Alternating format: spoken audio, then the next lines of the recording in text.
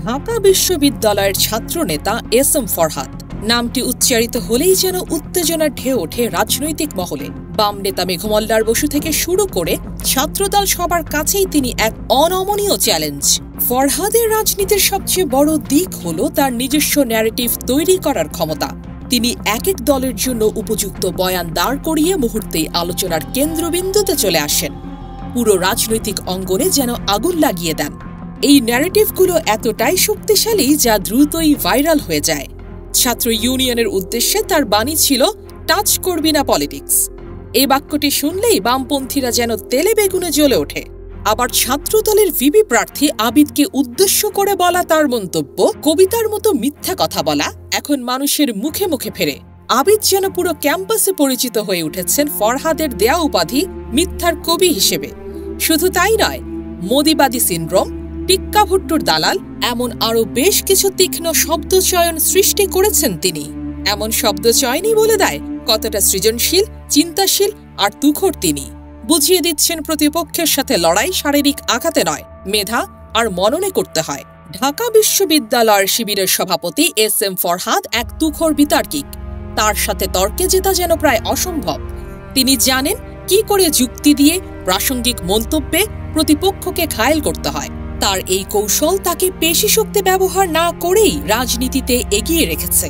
ছাত্র ইউনিয়নের নেতারা যখন তার প্রতি ঘৃণা উগরে দিয়ে বক্তব্য রাখেন, তখন তিনি এর জবাব দেন মুচকি হাসির সাথে। এই দৃশ্যটি এক ঐতিহাসিক প্রতিচ্ছবি মনে করিয়ে দেয়। আজ থেকে বহু বছর আগে ঢাকা বিশ্ববিদ্যালয়ে আরেকজন ছাত্রনেতা ছিলেন, নাম ছিল আব্দুল মালেক। তিনিও ছিলেন তুখোড় বিতার্কিক, বাকপটু এবং যুক্তিবাদী। রাজনীতিতে ভায়োলেন্সে বিশ্বাসী ছিলেন না। ছাত্রলীগের নেতা ও ছাত্র ইউনিয়নের নেতারা তাকে ঘৃণা করতেন শুধু তার আদর্শিক কারণে। ১৯৬৯ সালে আইয়ুব পতনের পর গঠিত নূর খান শিক্ষা কমিশনের প্রস্তাব অনুযায়ী আরবি ও ইসলামী শিক্ষা বাধ্যতামূলক করার পক্ষে তিনি টিএসসিতে বিতর্কে অংশ নেন। তার যুক্তিতর্ক শুনে ক্ষুব্ধ ছাত্রলীগ ও ছাত্র ইউনিয়নের সন্ত্রাসীরা তাকে হত্যার উদ্দেশ্যে গুরুতর আহত করে। তার মাথা থেতলে সোহরাওয়ার্দী উদ্যানে ফেলে রেখে যায়। চিকিৎসাধীন অবস্থায় শহীদ হন আব্দুল মালেক। আজকের দিনে প্রশ্ন ওঠে, আব্দুল মালেকের মতো একজন মেধাবী, যুক্তিবাদী ও অহিংস ছাত্রনেতাকে কি শুধুই আদর্শিক কারণে মেরে ফেলা যায়? আজকের ছাত্র ইউনিয়ন কি সেই হত্যাকাণ্ডের নিন্দা জানায়? উত্তর হলো না, বরং মেঘমল্লার বসুর মতো নেতারা এই ঘটনাকে গর্বের সাথে স্মরণ করে। আর এই কারণেই এস এম ফরহাদের প্রতি ঘৃণা প্রকাশের বিষয়টি এক অজানা শঙ্কার জন্ম দেয়। ফরহাদও কি মালিকের মতো পরিণতি ভোগ করবেন? ফরহাদের শত্রুদের তালিকায় এখন শুধু বামরাই নয়, ছাত্রদলও যুক্ত হয়েছে। ছাত্রদল ও বিএনপি তাদের স্লোগানে শিবির রক কাটে, শিবির রাজাকার বলে ফরহাদের বিরুদ্ধে প্রচারণা চালায়। অথচ ফরহাদ তথ্য প্রমাণ দিয়ে দেখিয়েছেন ২০২৪ সালের ৫ই আগস্টের পর ছাত্রদলের ৩০টি কেস থাকলেও ১৯৭৭ সাল থেকে শিবিরের পক্ষ থেকে এমন কোনো ঘটনাই ঘটেনি। এমন পরিস্থিতিতে ফরহাদ যখন চারপাশে ঘৃণার শিকার, তখন বিপ্লবী পরিষদের আহ্বায়ক খোমেনি এহসান তার পাশে এসে দাঁড়িয়েছেন।